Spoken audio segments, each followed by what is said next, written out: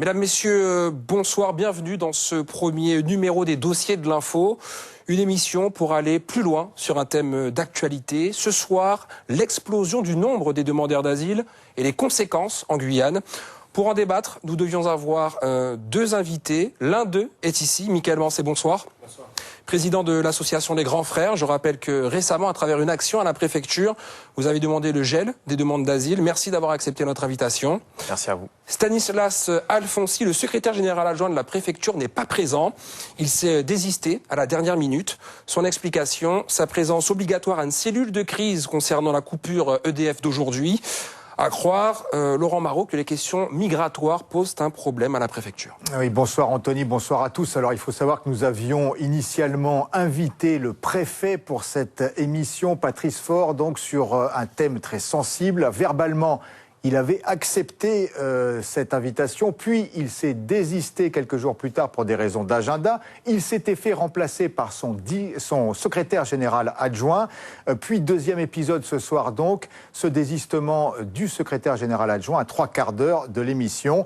Visiblement, on semble craindre à la préfecture un débat contradictoire sur cette question sensible et pourtant, nous avions de très nombreuses questions à poser aux représentants de l'État sur cette question. Dommage donc pour les téléspectateurs guyanais. Alors Michael Mancé, peut-être déjà une première réaction à l'absence d'un représentant de la préfecture ? Déjà, j'ai trouvé déjà dommage que le format de l'émission pour un tel sujet soit court. Alors si en plus les personnes qui sont en mesure de répondre aux questions ne sont pas là, voilà, c'est vraiment dommage. Voilà, avant d'échanger avec vous, donc Michael Mancé, place au dossier préparé par la rédaction. 6 minutes pour faire le point sur cette vague migratoire sans précédent qui touche la Guyane depuis environ 3 ans. Pour comprendre l'ampleur du phénomène, il faut prendre de la hauteur. En 3 ans, ce bidonville sur le mont Baduel à Cayenne a vu sa population doubler, voire tripler selon la CTG, propriétaire du terrain. Des maisons sans eau potable avec des branchements électriques illégaux. Rien de nouveau en Guyane, mais depuis 3 ans, ces bidonvilles explosent. Parmi les habitants, beaucoup viennent d'Haïti. Ils fuient la misère et les catastrophes naturelles. Il est compliqué pour nous. Là, nous produisons, nous ne pouvons pas arriver à récolter. Là, nous plantons, nous ne pouvons pas arriver à récolter. Parce que le cyclone a crasé nous chaque année. Nous obligés de jeter nous. Nous obligés de jeter nous. Nous obligés de chercher de notre côté qui est meilleur pour nous. L'immigration haïtienne n'est pas nouvelle en Guyane. Ce qui est sans précédent, c'est l'ampleur et la forme du phénomène. Les migrants venus d'Haïti prennent désormais la voie de la demande d'asile. En 2016, 88,5% des demandeurs viennent de ce pays, loin devant la République dominicaine, la Syrie et la Guinée-Bissau. Les demandes explosent. En 2015, elles doublent par rapport à l'année précédente. Elles doublent à nouveau en 2016 et se maintiennent sur les 8 premiers mois de cette année. En 3 ans, plus de 11 000 demandes d'asile ont été déposées en Guyane. Rapporté à la population, c'est comme si la France hexagonale avait accueilli 3 millions de personnes en 3 ans. Demander l'asile est un droit consacré par la Constitution et la Convention de Genève qui définit le réfugié comme toute personne craignant avec raison d'être persécutée du fait de sa race, sa religion, sa nationalité, son appartenance à un groupe social ou ses opinions politiques. Notion élargie par la loi française à la menace pesant sur les civils dans un pays en guerre. Pendant l'instruction de leur dossier, les demandeurs n'ont pas le droit de travailler. Ils perçoivent donc une allocation, 263 € par mois pour un adulte non hébergé, environ 700 € pour une famille de 4 personnes. En Guyane, très peu de demandeurs remplissent les conditions de l'asile. En 2016, 2,6% des demandes ont été acceptées par l'Office français de protection des réfugiés et apatrides, 10 fois moins que la moyenne nationale. La plupart des demandes d'asile ne sont pas en vérité des demandes d'asile qui sont liées à l'objectif premier de la demande d'asile, qui est celui de protéger les personnes qui sont persécutées dans leur pays. Nous assistons actuellement à une dérive qui est qu'une partie de personnes qui souhaitent arriver sur le territoire français pour des raisons économiques utilisent cette procédure Edes est bénévole dans une association d'aide aux migrants à Cayenne. Il accueille des personnes qui n'ont pas d'adresse et reçoivent leur courrier à l'association. Originaire d'Haïti, Edes est arrivé en 2015 en Guyane avec sa femme et son premier enfant. Se disant menacé pour ses opinions politiques en Haïti, il demande l'asile et perçoit donc une allocation. Nous sommes recevoir ce qu'on appelle une somme de l'argent de 6 à 500 euros juste pour te vivre. Par mois? Par mois. Parce que moi et ma famille aussi.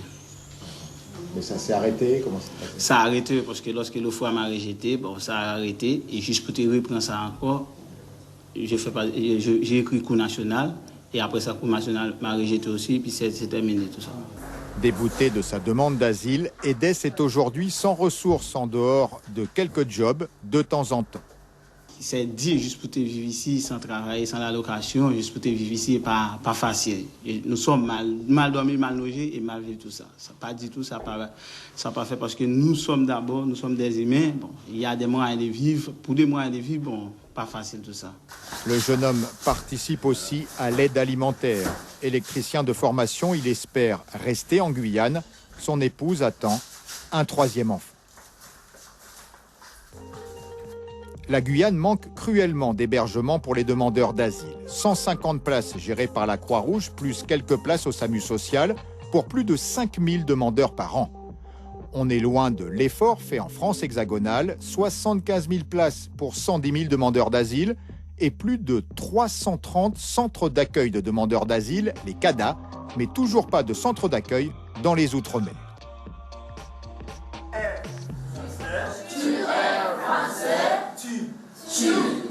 Le système scolaire est lui aussi débordé.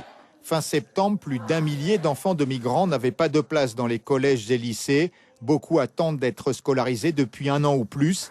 Certains sont accueillis par des associations où ils apprennent des rudiments de français. Dans les antennes du Secours catholique, on fait ce qu'on peut pour aider les migrants. Aide en nourriture, en vêtements, assistance administrative. Mais les bénévoles sont inquiets face au risque de montée des tensions xénophobes. Il faut qu'il y ait une vraie réflexion, à mon sens, pour savoir comment on organise la société guyanaise aujourd'hui. Pour qu'on n'ait pas ce rejet. Notre société est une société d'accueil par principe. Aujourd'hui, on est dans un rejet et c'est vraiment dommage parce que la Guyane est grande. Elle est grande, elle est en mesure d'accueillir encore du monde. Mais pas dans l'anarchie, mais dans l'organisation. Basé en Guadeloupe pour les Antilles-Guyane, l'Office français de protection des réfugiés et apatrides a enfin une représentation permanente à Cayenne depuis septembre. Le délai d'instruction des dossiers de demandeurs d'asile a été ramené à 3 mois, hors délai de recours. Mais la Guyane reste bien seule pour gérer une vague migratoire qui, faute de moyens exceptionnels, risque d'aboutir à une impasse pour le territoire. Voilà donc, Michael Mancé, l'asile, on le sait, c'est la compétence de l'État, hein, c'est même un droit constitutionnel. Plus de 11 000 demandes d'asile en 3 ans et 97% de ces demandes rejetées. Alors, à votre avis, comment l'État a-t-il pu laisser faire cette dérive du droit d'asile, finalement? Le secrétaire général, hein, d'ailleurs, le supérieur donc, de l'absent de ce soir, le secrétaire général Yves de Roquefeuille, parle de dérive, lui, dans ce dossier. Ben, c'est comme à tous les niveaux, c'est-à-dire que c'est une faille du système à laquelle l'État n'a pas pensé plus que ça, et du coup, ben, ils plongent tous dedans. C'est normal. Il y a plus de demandeurs d'asile, parce que c'est une procédure qui leur permet, pendant le temps du traitement de leurs demandes, d'être là. On sait très bien, s'il y a très peu de demandes qui aboutissent, pendant le temps où on attend de savoir si ça va aboutir ou pas, ils ont le temps de faire leur vie. Donc ça leur permet de plonger dans d'autres failles du système, tout simplement. Les grands frères, on le sait, hein, ont manifesté donc devant la préfecture début août. Vous avez même bloqué, hein, le système d'entrée des demandeurs d'asile. Ouais. Finalement, concrètement, qu'est-ce que vous demandiez? Qu'est-ce que vous demandez encore aujourd'hui? On demandait déjà à l'époque que soit suspendu l'accueil des demandeurs d'asile pendant au moins 1 an. C'est une mesure qui avait déjà été prise par le préfet Pendant 3 mois. Pendant 3 mois. Ça mois. n'avait servi à rien. L'année dernière. Ouais. Voilà. Donc on demandait que ce soit plus long. Maintenant, on est complètement conscient que ce n'est pas la solution miracle pour faire en sorte que l'immigration arrête, que ça cesse. Ce n'est pas vrai. C'est la plus grande faille aujourd'hui du système qui est utilisée par ces personnes pour être sur le territoire. Et il n'y a personne qui se dit qu'il y a un moment, il va falloir stopper ça. En tout cas, au niveau des autorités. Et justement, est-ce que comment la préfecture a réagi à cette opération? Qu'est-ce qu'ils vous ont répondu? Rien. Rien. Jusqu'à maintenant, rien. C'est pour ça qu'on s'est dit que ce n'était pas la peine de poursuivre un rapport de force avec eux. Leur silence parlait déjà. La preuve encore ce soir. Alors, selon vous, que faire de plus pour alerter les pouvoirs publics? Est-ce qu'une mobilisation avec les élus et les associations est envisageable? C'est le système qui n'est pas bon. Tant que ceux qui prennent les décisions n'auront pas compris que c'est en consultant ceux qui ont à les appliquer, ceux qui les vivent, qu'ils pourront voir si c'est efficace ou pas, tant qu'ils n'auront pas compris ça, ils ne pourront pas prendre des décisions efficaces. Là, le système, il n'est pas efficace, en fait. Mais vous jouez finalement un petit peu le rôle de lanceur d'alerte dans cette affaire, comme sur d'autres dossiers. On essaye. La question d'Anthony, c'était finalement comment élargir finalement cette notion-là. Comment est-ce que vous pouvez mobiliser plus pour éventuellement être entendu? Ou alors c'est la limite de votre action militante? On n'arrive pas loin de la limite, effectivement, et c'est pour ça qu'on n'arrête pas de dire que si nous, on est déjà presque à la limite, à un moment ou à un autre, il va y avoir des choses graves qui vont se passer. Si en passant par le légal, en allant voir les autorités, en leur expliquant que ça ne marche pas, eh bien ça ne marche pas, il y a un moment ou un autre, ça va passer à un autre stade. Et personne n'a envie de ça. C'est logique. Vous restez tout de même dans la non-violence? Bien sûr, mais là je parle en tant que président d'association. Là, et ce dont je vous parle, c'est d'une réaction de citoyens guyanais. Le peuple, au bout d'un moment, il en aura marre. C'est normal. Ce n'est que de la logique. On a toujours été une terre d'accueil. Toujours. Toute l'histoire de la Guyane, c'est comme ça, à part les peuples autochtones peut-être, qui sont là depuis des siècles. Toute l'histoire de la Guyane est basée sur des vagues migratoires. Forcées ou pas. Bon. Au final, on a réussi à créer une société avec des gens qui viennent d'horizons divers et on a réussi à créer une harmonie. On a réussi à créer un cadre. Aujourd'hui, on a des gens qui arrivent en très grande quantité, à qui il va falloir expliquer comment on fonctionne ici et qu'il va falloir accueillir dans les meilleures conditions. Si on n'a pas les infrastructures pour faire ça, on ne pourra jamais le faire. Alors, ce que vous craignez, peut-être, c'est une montée de la xénophobie qui serait une menace pour le vivre ensemble qui a toujours caractérisé la Guyane, quelque part. Bien sûr, mais c'est clair et net, ça se sent, la tension est palpable. Et c'est normal. C'est normal parce qu'au final, les gens se font stigmatiser parce qu'on n'a pas les mêmes mœurs, on n'a pas la même culture. Et même si jusqu'à maintenant on avait toujours cohabité, les cultures étaient les unes à côté des autres, parce qu'il faut pas se leurrer. C'est pas non plus le grand mix, même si on se fréquente tous, chacun a sa culture. Maintenant, on arrivait à composer avec. Mais si, malheureusement, certaines personnes qui arrivent s'imposent à celles qui sont là et qu'au final on n'arrive plus à s'entendre, ben c'est normal que ceux qui sont là et qui ont réussi à créer quelque chose de formidable, parce que la Guyane c'est quelque chose de formidable, ça c'est clair et net. Si ceux qui sont là n'arrivent pas à s'entendre avec ceux qui arrivent, obligatoirement il va y avoir friction. Et vous avez des retours allant dans ce sens, vous qui êtes sur le terrain très quotidiennement? Ça fait des années. Ça fait des années. Quand on a commencé le mouvement, je vous dis, il y a des gens qui nous disaient « mais vous parlez trop. Vous parlez trop ». Donc on en est encore là à parler encore des mois après ce qu'on a connu, pas de souci, parce qu'on veut alerter les autorités. Mais s'ils continuent à faire la sourde oreille, chacun prendra ses responsabilités. Hein. On peut peut-être rappeler que dans l'association des grands frères, il y a des gens de toute origine. De toute origine.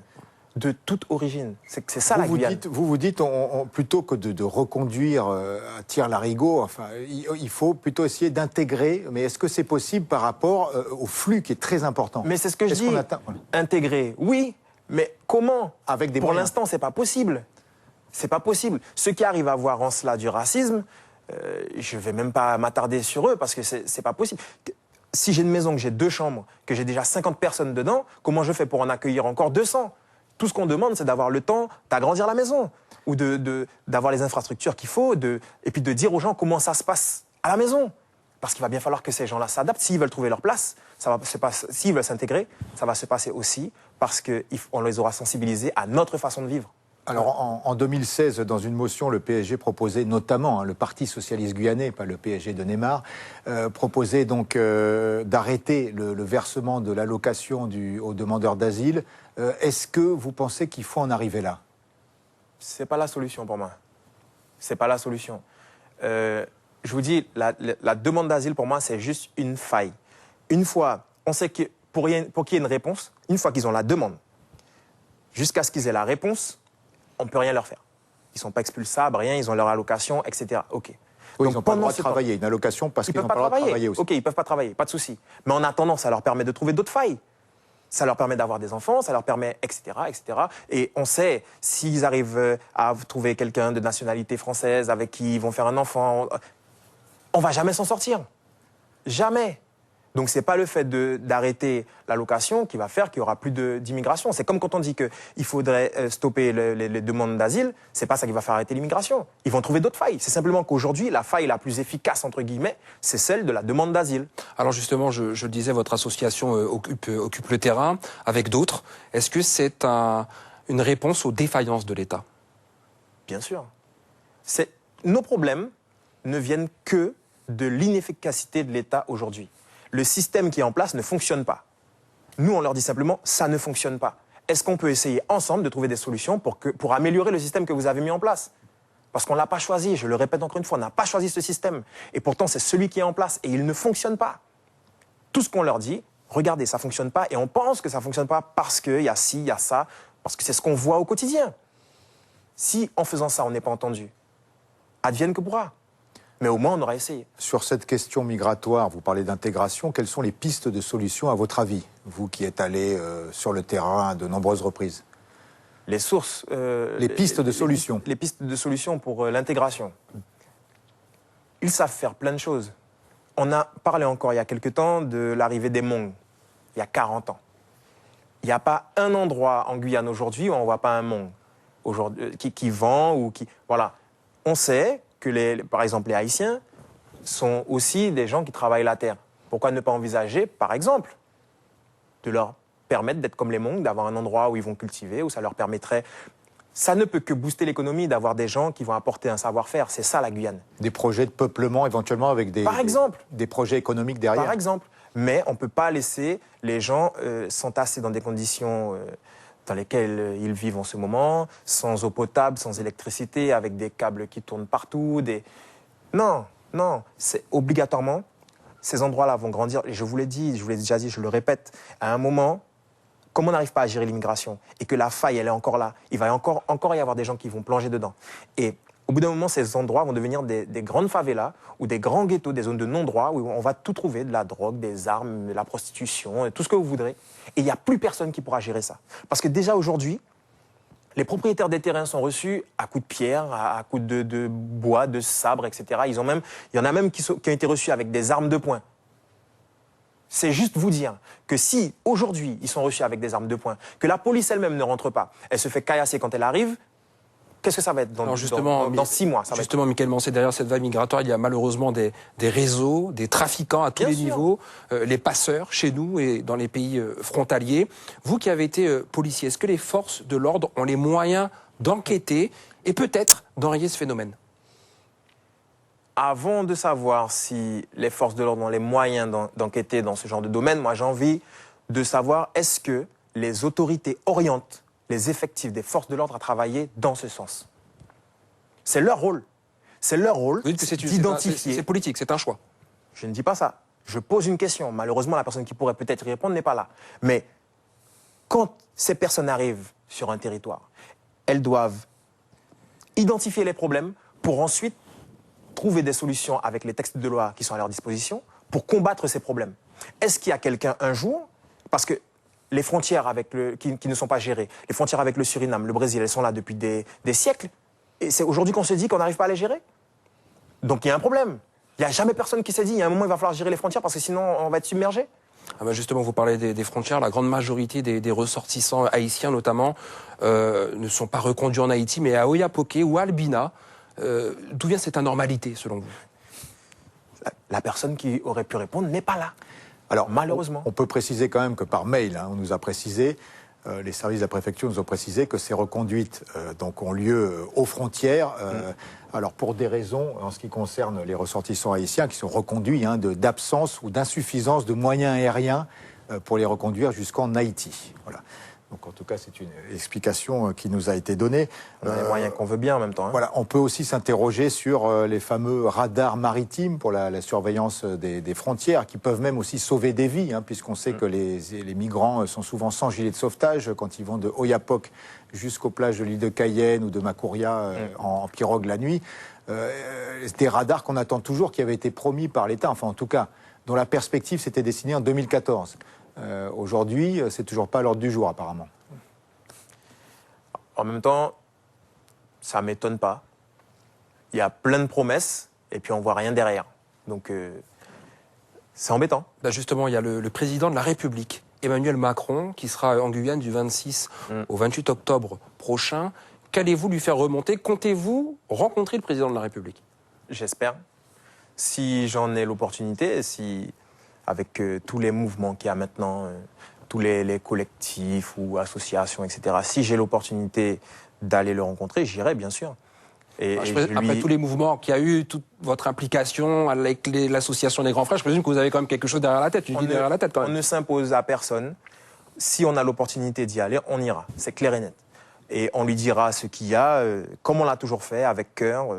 C'est bon, il y a un moment, il faut arrêter de faire semblant. Il faut arrêter de faire semblant. Le pays va pas bien. Il faut arrêter d'aller voir les gens et puis de leur dire « Ah non, mais en fait, ça va pas si mal que ça. » Non, ça va pas, ça va pas. Donc si j'ai l'opportunité d'aller lui dire que ça va pas, vous inquiétez pas que j'irai lui dire. Ça, c'est clair et net. Et puis de toute façon, nous, on l'attend pour l'entendre. Encore une fois, comme quand la ministre était venue, la ministre des Outre-mer, là, elle vient nous entendre. Non, depuis février, on parle. Si ces gens-là viennent encore aujourd'hui nous dire qu'ils viennent nous entendre, c'est qu'il y a un problème. On a déjà dit ce qu'il y a. Ils doivent venir pour nous apporter des solutions. Si c'est pas pour ça, limite, ils peuvent rester là où ils sont. Vous n'aviez pas été du tout convaincu par la visite d'Annick Girardin, c'était donc il y a une dizaine de jours? Pas du tout. 15 jours? Pas du tout. On l'a entendu. On l'a entendu. Mais comme toujours, c'est... On fera ce qu'on peut à notre niveau. Écoutez, nous, on vient d'arriver. On est en train de repartir à zéro à chaque fois. Il y a un moment, il va falloir... Je vous dis, on va parler... Comment vous l'expliquez ça, Michael Mancé? Parce que il y avait quand même une forme... Enfin, on avait l'impression d'une forme d'unité, qu'on parlait tous de la même voix. Et aujourd'hui, on a l'impression que ça se délite un petit peu. Est-ce que vous êtes toujours main dans la main avec les élus? Vous savez, moi, je suis pas compliqué. On est arrivé à un stade aujourd'hui où on ne peut plus reculer. On sait tous que ça va mal. On aimerait tous que ça aille mieux. Alors, c'est soit on arrive à le faire ensemble, soit ceux qui ne veulent pas, on les mettra de côté. C'est pas plus compliqué que ça. Donc, il y a bientôt des rencontres, des échéances qui devraient nous permettre de voir si on regarde encore tous dans la même direction. Mais si ce n'est pas le cas, on fera avec ceux qui regardent dans la même direction et puis les autres, on les mettra à côté, point. Parce que là, c'est plus possible. Il faut arrêter de faire semblant. Est-ce que vous pensez éventuellement sortir de l'action associative, et je crois que la question vous avait déjà été posée, et vous lancer en politique? Ça m'intéresse toujours pas. Je vous dis, il y en a eu combien des politiques? C'est soit, alors, ça voudrait dire, s'il faut que j'y aille moi pour que ça change, ça voudrait dire que tous ceux qui étaient là avant sont des incompétents. Je n'ai pas envie de croire ça. Je me dis simplement que on doit être derrière eux pour booster leur action. Après, comme je vous ai dit, je ne peux pas être fermé et dire strictement non, jamais je n'en ferai. Parce que je suis un peu comme ça. Si je sais pas moi, dans quelques années, je me dis, tous ceux qui sont là, ça fait un moment qu'on les booste et on voit qu'ils font rien. Et si on le fait nous-mêmes, ce sera peut-être mieux. Qui sait, peut-être que j'irai. Qui sait? Peut-être que j'irai. Il y a un moment, il faut les secouer. Je sais pas. Si pour qu'ils se bougent, il faut qu'ils aient peur que notre génération prenne leur place, eh bien qu'ils aient peur. Est-ce qu'on peut dire que les grands frères attendent Emmanuel Macron de pied ferme? Ça, vous pouvez le dire haut et fort. On l'attend de pied ferme, ça c'est clair et net. Très bien. Une dernière question peut-être, Laurent? Écoutez, non. Moi j'en ai une parce qu'en fait, moi je m'en suis rendu compte surtout que les préfets restent de moins en moins longtemps. Alors malheureusement, le représentant de la préfecture n'est pas présent. Il reste de moins en moins longtemps sur notre territoire, 2 ans en moyenne. Martin Gégère est resté 1 an et demi. Est-ce que finalement, en un laps de temps si court, on peut réellement développer des actions concrètes dans un territoire. Finalement, c'est l'implication même de l'État dont il s'agit à travers ses représentants. Qu'en pensez-vous ? Je ne pense pas qu'on puisse vraiment prendre conscience des problèmes d'un département si on n'y est que quelques mois, et encore moins si on ne consulte pas les gens qui y vivent vraiment. Vous savez, pendant des années, j'ai répété à ma hiérarchie, quand j'étais encore policier, que la Guyane, moi, je la vis. Eux, ils la fréquentent. Donc, ils devraient venir vers nous, savoir, pour nous demander c'est quoi les problèmes de notre pays, pour qu'ensuite, par rapport à nos réponses, ils puissent avoir des réponses et des actions efficaces qui nous permettraient d'aller vers le mieux. Pour l'instant, ce n'est pas encore ça. Michael Mancé, merci d'avoir accepté notre invitation et merci d'avoir répondu à nos questions. Je rappelle que vous êtes le président de l'association Les Grands Frères. Merci. Voilà, nous attendons vos réactions sur la page Facebook de Guyane Première. Malheureusement, il n'y a pas eu débat ce soir. Prochain rendez-vous avec les dossiers de d'Info le 9 novembre prochain. Bonsoir à tous.